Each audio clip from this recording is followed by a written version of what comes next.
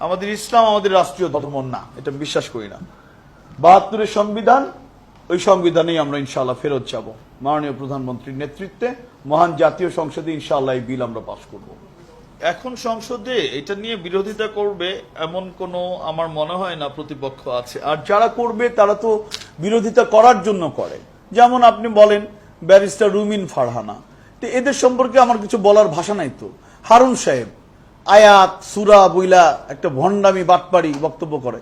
তো এরা যখন বলবে কেন ইসলাম ধর্ম থাকবে না, ইসলাম পবিত্র ধর্ম, জামাত ইসলামের আমিরের মতো করে, গোলাম আজমের মতো করে, ওই মতিউর রহমান নিজামীর মতো করে তখন হারুনুর রশিদ সাহেবরা বক্তব্য দেয়, তখন ওইটা কার ভাল লাগে শুনতে? মাননীয় প্রধানমন্ত্রী ওদের বক্তব্যের উত্তর ঠিক মতো দিতে পারে, আমরাও পারি, আমরাও কথা বলবো সংসদে।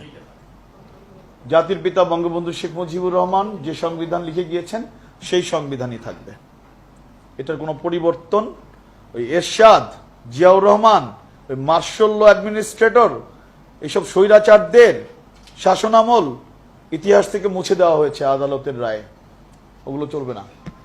এই বাংলাদেশ অসাম্প্রদায়িক বাংলাদেশ।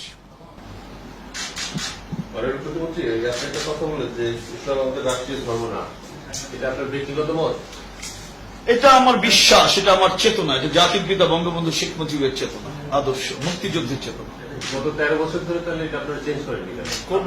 বললাম তো মহান জাতীয় সংসদে এটা আমরা এই বিল আমরা আনব, এবং এই ইসলাম ধর্ম আমাদের রাষ্ট্রীয় ধর্ম এরকম কোন কথা সংবিধানে ছিল না। এটা বলেছি তো, এটা এরশাদ সাহেব করেছেন। এরশাদ সাহেব সম্পর্কে আমি কোনো মন্তব্য করতে রাজি না, তার সম্পর্কে একটা বিশ্ব বেহায়া সম্পর্কে কথা বলার রুচি এবং মানসিকতা কোনোটাই আমার নাই। এই ভণ্ডামি করার জন্য এটা করেছিল। জাতির পিতা বঙ্গবন্ধু শেখ মুজিবের সংবিধানে হাত দেওয়ার সাহস একজন লেফট রাইট করা জেনারেল কোত্থেকে পায়? এটা হবে না। এই ধরনের কোনো উদ্যোগ আছে কিনা? বললাম ইনশাআল্লাহ জাতীয় সংসদে আমরা আনবো। আমি ডাক্তার মুরাদও আনতে পারি, ডক্টর আব্দুল রাজ্জাক উনিও আনতে পারে, যে কোনো মেম্বার অব পার্লামেন্ট আনতে পারে। 350 মাননীয় সংসদ সদস্যদের যে কোনো একজন আমরা এটা প্রস্তাব উত্থাপন করতে পারি। মাননীয় প্রধানমন্ত্রীর সাথে কথা বলে যতটুকু সম্ভব আমরা এটা চেষ্টা করবো ইনশাআল্লাহ।